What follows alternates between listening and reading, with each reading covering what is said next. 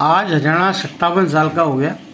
हरियाणा के निर्माण से लेकर आज तक काफ़ी उतार चढ़ाव रहे। हरियाणा ने काफ़ी ऊंचाइयां देखी, कई आयाम तय किए। हरियाणा के साथ ही हमारे शहर के माने जाने माने समाज सेवी ब्रांड एम्बेसडर हरियाणा के शुचिता की राजनीति के बड़े समर्थक एसपी चौहान जी, जिन्होंने हरियाणा के उतार चढ़ाव को देखा, शुरू से लेकर आज तक के हरियाणा के उतार चढ़ाव को देखते रहे, ग्रामीण परिवेश से संबंधित और इंडस्ट्रियलिस्ट के साथ साथ सेवा के भाव में भी सर्वोच्च स्थान प्राप्त किया। तो आइए वो हमारे साथ उनसे बात करते हैं। चौहान साहब, हरियाणा दिवस पर आपको बहुत बहुत बधाई। और आप बताइए, क्या हरियाणा दिवस पर आप क्या महसूस करते हैं, क्या सोचते हैं? हम क्योंकि हरियाणा का निर्माण हुआ था 1966 में, जी, तो हम इस बात में खुश हैं कि एक नए राज्य का जन्म हुआ और इससे प्रशासनिक तौर पे मैनेज करने में काफी मदद मिलती है। जब बहुत बड़ा राज्य होता है तो उसके कुछ एरिया जो है वो इग्नोर हो जाते हैं। जी जी।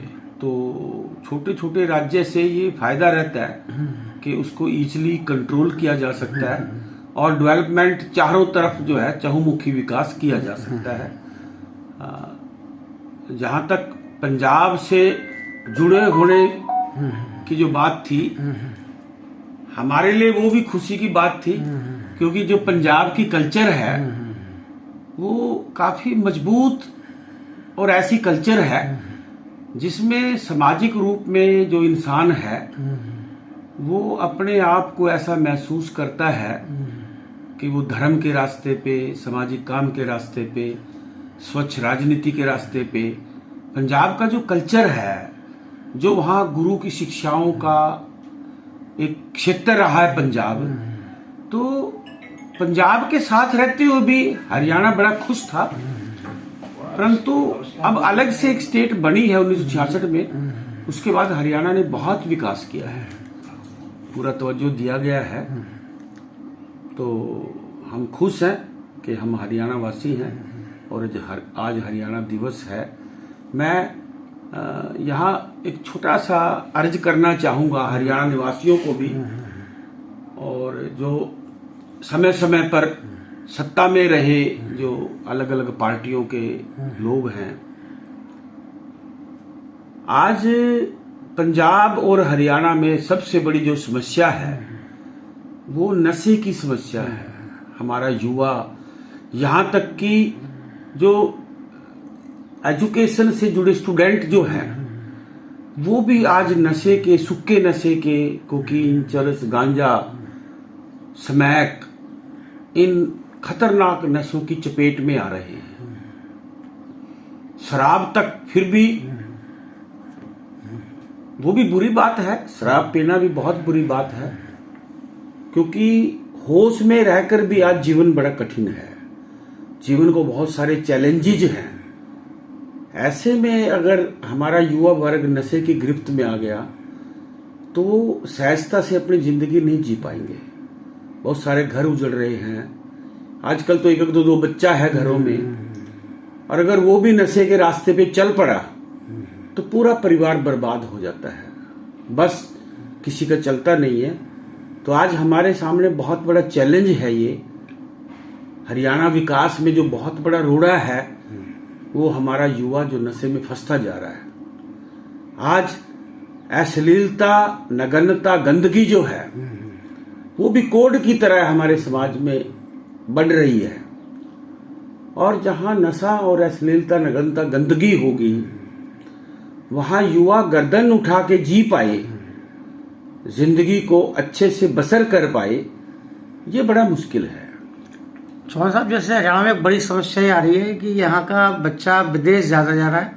वो लगभग देखा जाए तो 1 लाख युवा पर डे मतलब आवेदन करता है विदेश जाने के लिए, और एक दिन ऐसा आएगा कि युवा विहीन हरियाणा हो जाएगा। जिसे कहते हैं कि युवा सबसे बड़ी ताकत होती है। तो क्या कारण है कि युवा इतनी बड़ी संख्या में विदेश जा रहा है? क्या उसका भरोसा टूटता जा रहा है देश से, समाज से, व्यवस्था से? ये सिर्फ हरियाणा की बात नहीं है। पंजाब हो, हरियाणा हो, दिल्ली हो, कई स्टेट्स ऐसी हैं जहाँ का युवा जो है वो आज बाहर की तरफ भाग रहा है, विदेश में रहना पसंद करता है। इसके पीछे एक तो बेरोजगारी की वजह भी है, युवाओं को उनके मन मुताबिक पढ़ लिख के काम नहीं मिलता, जिसके लायक वो अपने आप को समझते हैं वो काम उनको आज नजर नहीं आ रहा। और जो मजदूरी मशक्कत काम जो है वो हमारा युवा पीढ़ी आज करना नहीं चाहती, वो विदेश में जाके कर लेते हैं पर यहाँ नहीं करना चाहते। इसकी एक तो मुख्य वजह ये भी है, दूसरी ये भी है कि जो परिवारों में आपसी प्यार नहीं रहा, समाज में आपसी प्यार नहीं रहा, भाईचारा नहीं है। वो जो हमारे टाइम में जब हम बचपन में थे तो मन लगता था, दिल लगता था, और कम पैसों में भी जिंदगी के मजे थे। ऐसे में कभी बाहर जाने की बात किसी के दिमाग में आती नहीं थी। दो कारणों से आदमी किसी जगह पे रहना पसंद करता है, या तो पैसा हो जिससे वो साधन खरीद पाए और सुख सुविधा प्राप्त कर पाए, और दूसरा होता है प्यार मोहब्बत, विश्वास, भाईचारा, दोस्ती। दो ही ये मुख्य कारण होते किसी भी जगह रहने के लिए। दुर्भाग्य से आज ना तो प्यार मोहब्बत है, ना विश्वास है, ना भाईचारा है, ना आपसी अटूट बंधन है, ना कोई किसी के सुख दुख का साथी है। और ऊपर से अगर रोजगार ना हो, रुपया पैसा ना हो, तो फिर युवा किसी भी तरह यहां से भाग जाना चाहता है। चौहान साहब, आपने सामाजिक सरोकारों के लिए, सामाजिक मुद्दों को जीवित रखने के लिए, सामाजिक सद्भाव को जीवित रखने के लिए एक नवचेतना मंच का गठन किया था। तो नवचेतना मंच का आगामी क्या प्रयास रहेंगे, किस तरह के प्रयास रहेंगे, क्या प्राथमिकता रहेंगी? आपने एक फिल्म बनाई थी the struggle man SP Chauhan, तो सब बड़ी सामाजिक सरोकार की फिल्म थी, बड़ी अच्छी फिल्म थी। इसके बाद कोई आपका प्रोजेक्ट आया या आने की संभावना है आने वाले टाइम में?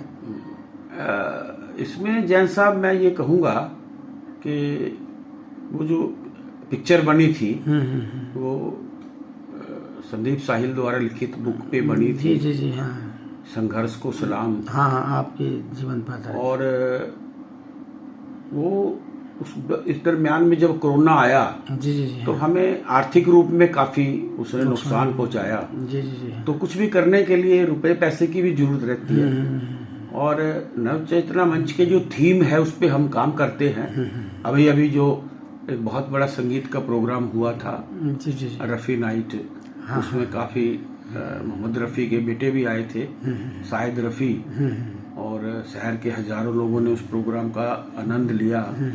तो हम विभिन्न जो संगठन हैं उनके माध्यम से कुछ ना कुछ सामाजिक सरोकार से संबंधित काम करते रहते हैं। मैं ये कहना चाहूँगा कि आज हर युवा को अच्छे कामों से जुड़ना चाहिए। और जैसे सरकार ने भी अभी बहुत अच्छा काम जो अनाउंसमेंट की है कि हुक्का बार जो है उसको बंद करके उसके अगेंस्ट कोई अगर हुक्का बार खोलता है तो उसके अगेंस्ट कार्रवाई की जाएगी। तो मैं सरकार का भी बड़ा आभारी हूँ कि उन्होंने नशे की तरफ सीरियस ध्यान दिया है। इससे भी ज्यादा करने की जरूरत है। और नवचेतना मंच कोई भी सरकार करे, कोई भी अन्य व्यक्ति करे, कोई संगठन करे, अगर वो सच्चे दिल से समाज की सेवा करना चाहता है, इन विकारों के खिलाफ काम करना चाहता है, जैसे ब्रह्मा कुमारीज हैं, वो धार्मिक रास्ते पे चल के विकारों के खिलाफ, नशे के खिलाफ काम करते हैं, तो हम मतलब उनके साथ बिल्कुल अटूट संबंध बना के चल रहे हैं। ऐसे कोई भी संगठन अगर करता है, वो चाहे सरकार करती हो, तो नवचेतना मंच उसमें सहयोगी के तौर पे रहेगी। और नवचेतना मंच जो करेगी तो मैं बाकी लोगों से भी अर्ज करूंगा कि आज वक्त ऐसा है, मिलजुल के बुराइयों के खिलाफ लड़ने का समय है। हमें एक दूसरे का हौसला बढ़ाना चाहिए, एक दूसरे का साथ देना चाहिए और प्यार मोहब्बत का आलम पैदा करना चाहिए। ये बड़ा जरूरी है। और आज हरियाणा दिवस के साथ साथ आज करवा चौथ का त्योहार है, तो मैं अपनी बेटियों को, बहनों को, अपनी माताओं को बहुत बधाई देता हूँ, क्योंकि ये जो त्योहार है ये केवल त्योहार नहीं है, ये वफादारी का त्योहार है, ये एक दूसरे के लिए मर मिटने का त्योहार है। आज अगर हम देखते हैं युवा पीढ़ी में कहीं ना कहीं वफा की कमी आई है, एक दूसरे के प्रति अटूट जो बंधन है जिसकी मैं बात कर रहा हूँ, उसकी कमी आई है। ये जो असभ्य जो पाश्चात्य जो संस्कृति है उसका प्रभाव है। जी जी। हमारे द्वारा भी बहुत सारे ऐसे लोग हैं बॉम्बे जो बैठे हैं, उन्होंने इस बंधन को कमजोर किया है कि शादी जैसे एक ऐसी बात है जिसको हर रोज बदलते रहो, उससे हमारे सामाजिक बंधनों में, पारिवारिक बंधनों में कमी आई है। तो मैं आज ये भी अर्ज करूंगा कि अपनी बेटियों से, अपनी बहनों से कि किसी भी कीमत पर अगर आप शादीशुदा हैं, इस रिश्ते को बचा के रखना है। बाद के दिनों में महसूस होता है कि दो जीवन साथी मिलके ज्यादा सुंदर जीवन जी सकते हैं। छिटक के, बिछुड़ के छोटी छोटी बात पे जीवन नरक है, ये बाद में जाके महसूस होता है। चौहान साहब, अंतिम सवाल ये था कि 57 साल का जो हरियाणा हो गया, क्या चुनौती मानते हैं हरियाणा के आगे आज के दौर में? चुनौती, मैंने कहा कि नशा एक चुनौती है, सबसे बड़ी चुनौती है। अश्लीलता, गंदगी, नग्नता एक चुनौती है, क्योंकि चरित्रहीन समाज कभी भी उस मुकाम पे नहीं पहुंच सकता जहां उसकी पहुंचने की मंशा है। कहीं भी ऊंचाई पर पहुंचने के लिए सबसे पहला है कि उसका करैक्टर मजबूत हो, वो नशा मुक्त हो, होश में रहे। बेहोशी की हालत में कहीं नहीं पहुंचेगा, रास्ते में गिर पड़ेगा।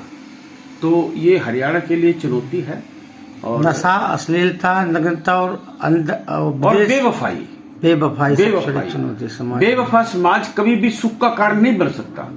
इसलिए मैं कहता, अगर किसी भी समाज को सुखी करना है, किसी परिवार को सुखी करना है, किसी राष्ट्र को सुखी करना है, ये तीन बातें कि वो होश में जिए, नशे से दूर रहे, अश्लीलता, करैक्टर मजबूत हो, और ये जो गर्म हवा चल रही है, अश्लीलता, नग्नता, गंदगी, इससे बचे और वफा के डगर पे चले।